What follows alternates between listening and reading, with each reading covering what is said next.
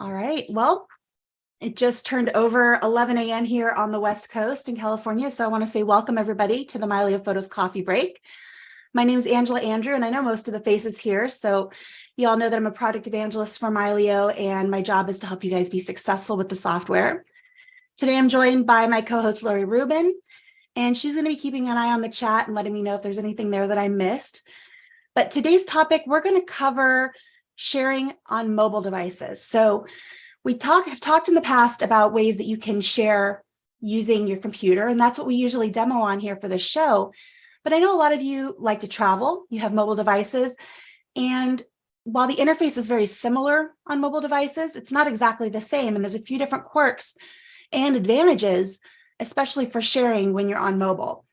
So let me share my screen and get set up here. So what I have up here on the screen is an image that I captured in Sedona a couple of years ago. And it was late in the day. You can see we've got some of that beautiful golden hour light hitting the rocks. And then that's the church down here in the bottom corner here, the church, I believe it's the Church of the Holy Cross. Beautiful church there in Sedona.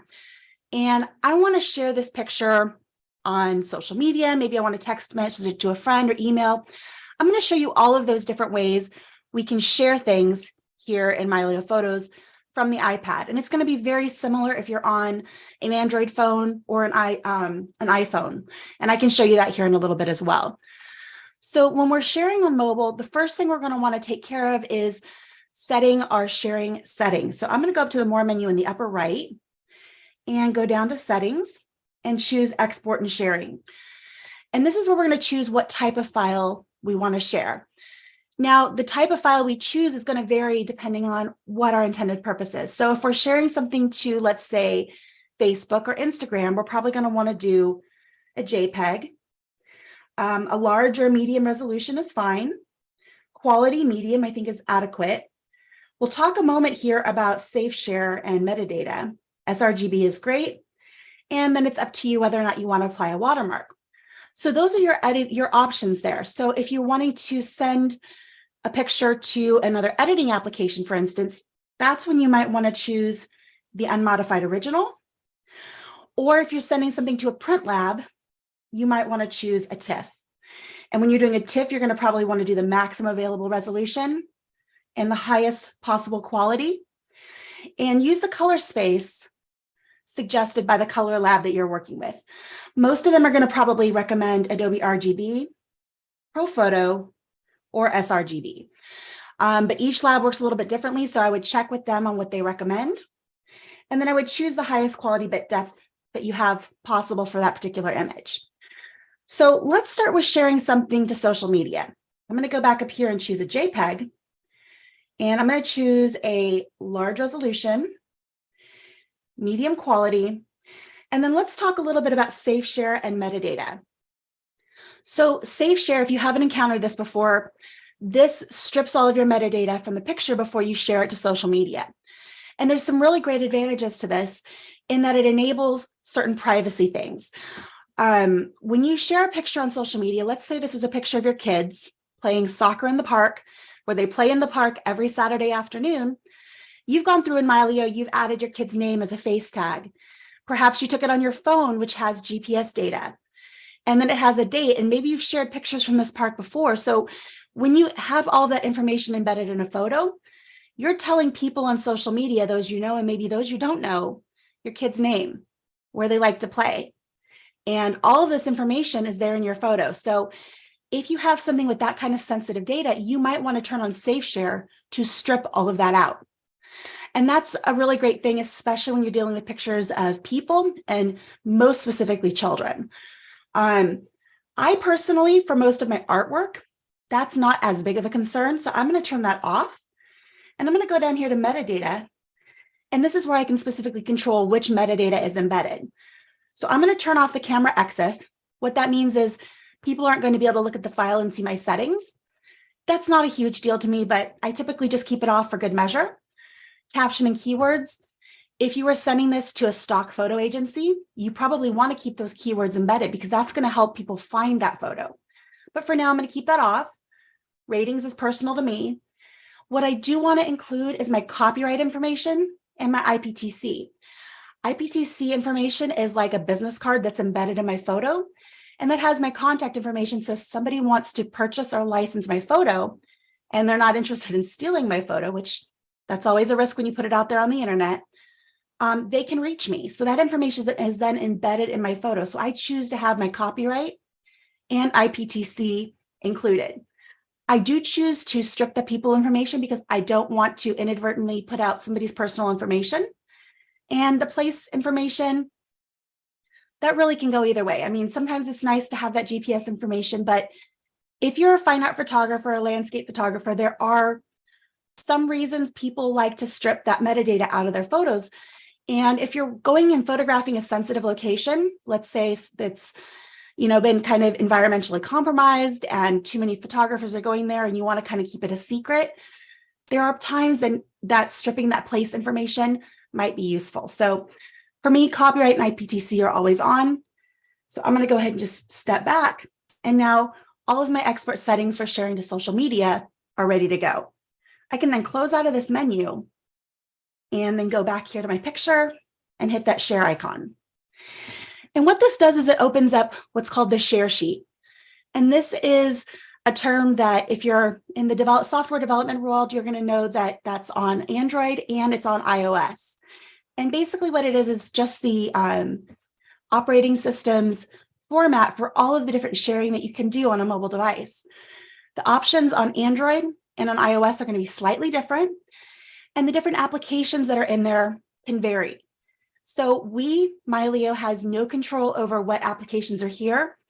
Every application has to have their own integration with the share sheet. So if another application has made that integration available, Mylio can share to it, which is totally awesome because most of the really cool ones out there, Mylio can share directly with.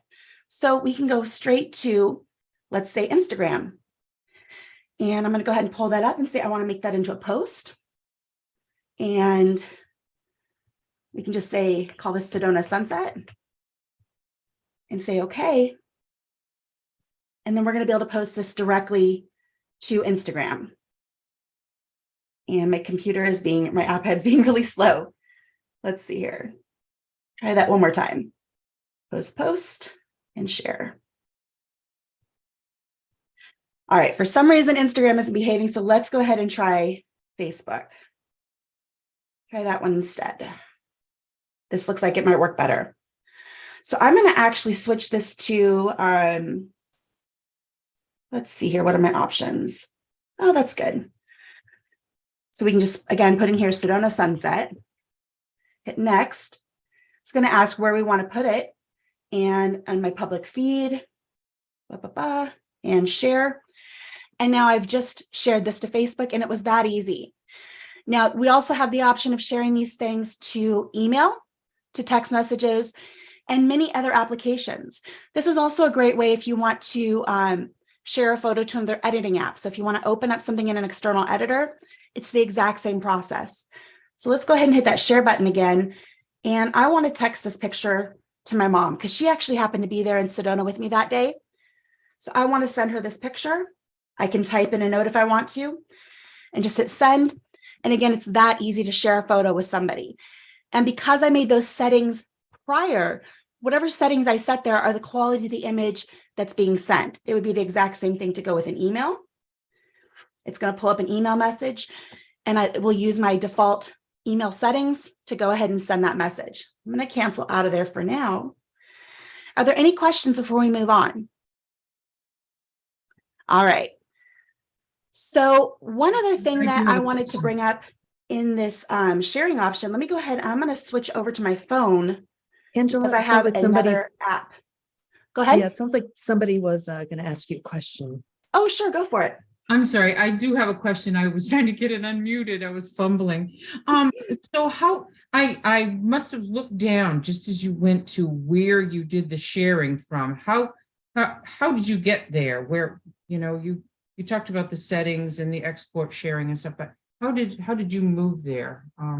So let me grab my mouse here. This is the share icon right here. Okay. And then the settings were up here in this top menu here in the upper right corner.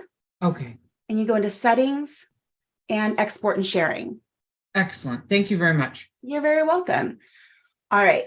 So for those of you who are into Ancestry and looking for interoperability with some of these other sharing apps, I've also discovered that some of these apps play nice with that share sheet. So I've gone and pulled up my iPhone now.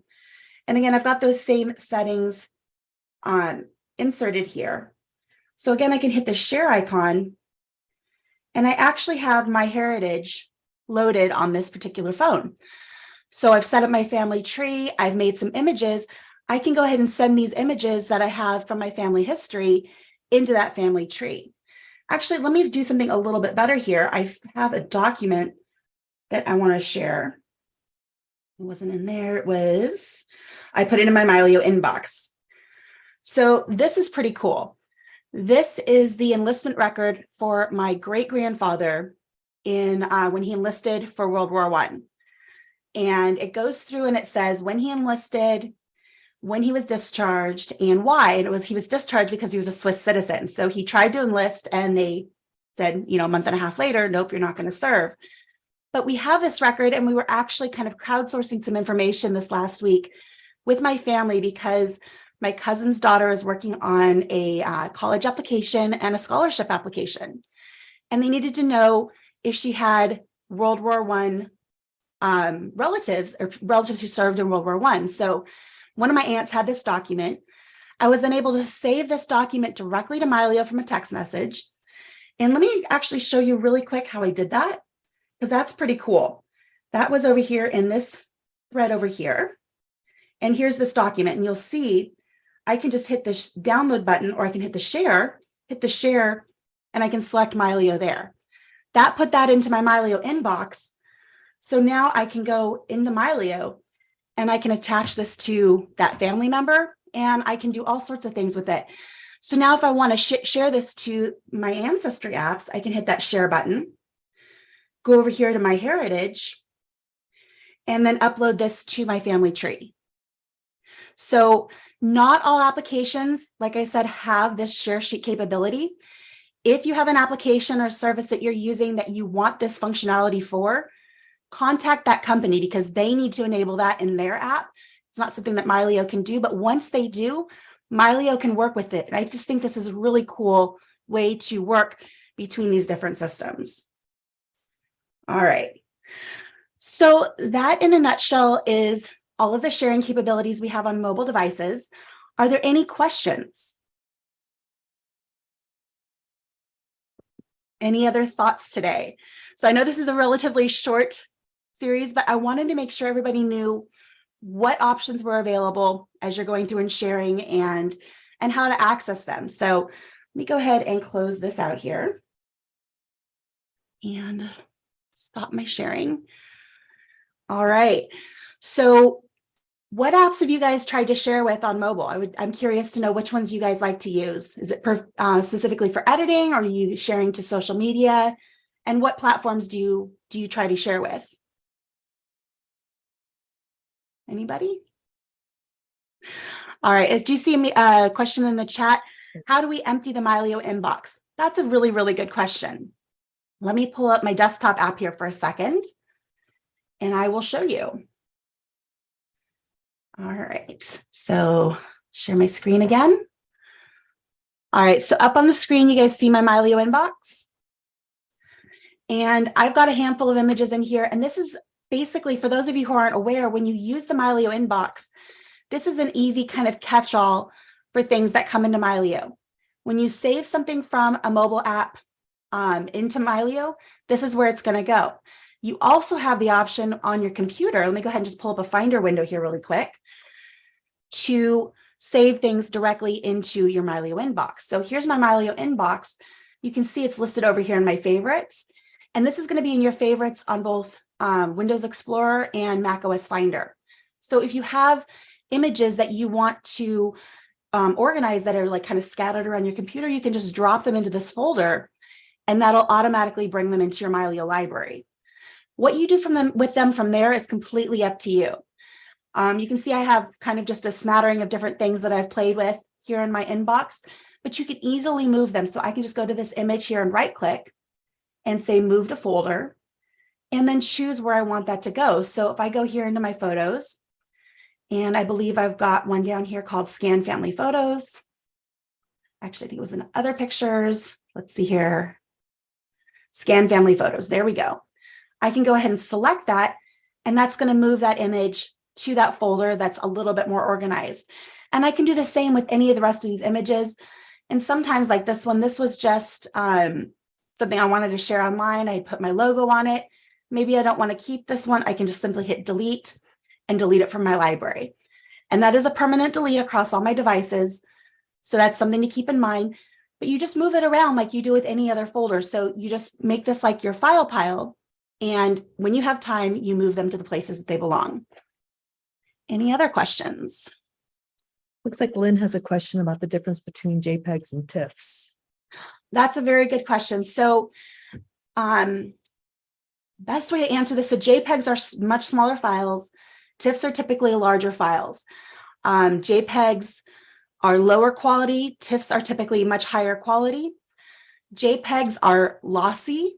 TIFFs are not. So what that means is every time you open a JPEG and make a change and save it, you're actually losing quality. With a TIFF, that's not the case. So they both have their different uses.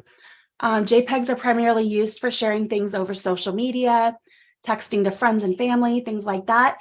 I would use a TIFF for anything that's archival. So when I'm scanning images in from my Epson scanner, I always use a TIFF.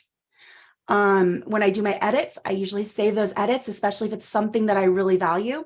I save those in a TIFF file, not a JPEG. So TIFF is going to be more of an archival file, and a JPEG is more for sharing. Lori, you have a lot of experience with this too. Is there anything that you would add to that? Yeah, I mean, that's a great overview. JPEGs, of course, I use those for sharing on social, or if I want to keep the file sizes real small. Also for TIFFs is good for printing as well. Yes. So again, it really depends on what your output is. Lynn, what are you trying to do with your images? Are you just sharing? Oh, it is. She did say mainly just email. So yeah, JPEGs is what you want to say. JPEG's perfect for email. Yeah. Awesome. All right. Any other thoughts or questions for today?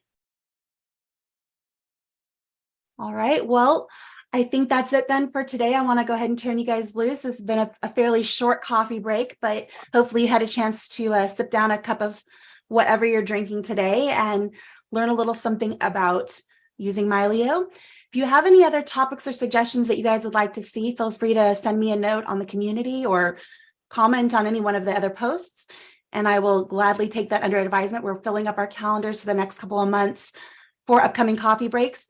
And we want to make sure you guys are learning what you want to learn. So with that, I want to wish you guys a wonderful rest of your day, and we will see you next week.